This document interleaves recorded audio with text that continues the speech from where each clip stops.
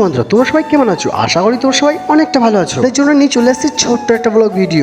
আজকে আমি কিন্তু যাবো বনকাবাসী থেকে বর্ধমান আলামিন মিশন। তোমাদের মনে প্রশ্ন হতে পারে আমি হঠাৎ আলামিন মিশন কেন যাবো? ওখানে আমার ভাগ্নে পড়াশোনা করে, কারণ আমার ভাগ্নেকে ভর্তি করা হয়েছে। তো আমার ভাগ্নের সাথে অনেকদিন দেখা হয় না, সেই জন্য ভালো আজ ভাগ্নের সাথে দেখা করে। আমরা কিন্তু বাসেও যেতে পারতাম, বাসে যাই না, তার কারণ হচ্ছে এখন ভোটের সময়, তো ভোটের জন্য বাস সব তুলে নেওয়া হয়েছে, সেই জন্য কিন্তু আমরা যাবো ট্রেনে করে। স্টেশনটা যারা চেনে না তারা হয়তো ভাবে যে স্টেশন নাকি অন্য কিছু, কেউ নেই। আচ্ছা, আমি ছিলাম, আমার ভাইপো ছিল, কিন্তু সত্যি এখন সকালের সময় স্টেশন পুরো ফাঁকা। বন্ধুরা, কাটোয়া যাওয়ার থেকে বর্ধমান যতগুলো স্টেশন পড়বে প্রায় স্টেশনে কিন্তু ফাঁকা ফাঁকা, কারণ লোকাল স্টেশনে কিন্তু বেশি মানুষজন থাকে না। কিন্তু সোহান আর আমি একটু ভিডিও করে এলাম, এই ফাঁকার মাঠে গোল দিতে ভালোই লাগে, তো সেই জন্য একটু ভিডিও করে এলাম। কেউ ছিল না, সোহান কিন্তু একটু লজ্জা করছিল, বলছিল না। আমাকে জিজ্ঞেস করছিলাম কোথায় যাবি, সেটাও বলছিল। খুব খেয়াল রাখে বাড়ির ছোট ছোট ছেলেগুলো যদি বাড়িতে থাকার পর অনেকদিন পর যদি কোথায় ঘুরতে যেতে পারে, তারা কিন্তু খুব এনজয় করে, খুবই মজা করে, যেমন সোহানটা করছে। সব থেকে বড় কথা হলো কি, আমি যখন টিকিট কাউন্টারে একটা লোক বসেছিল, তাকে জিজ্ঞেস করলাম টিকিট কটা দেবে, সে বলছে এখন টিকিট কাউন্টার খোলার টিকিট দেবে সে 7টা করে। পার্ট 1টা এখানে শেষ করলাম, পার্ট 2টা দেখার জন্য কিন্তু তোমরা অবশ্যই তৈরি থেকো। তো আজকের মতো ব্লগ ভিডিওটা এখানে শেষ করলাম, নেক্সট ব্লগে আবার দেখা হবে। Tata, bye bye.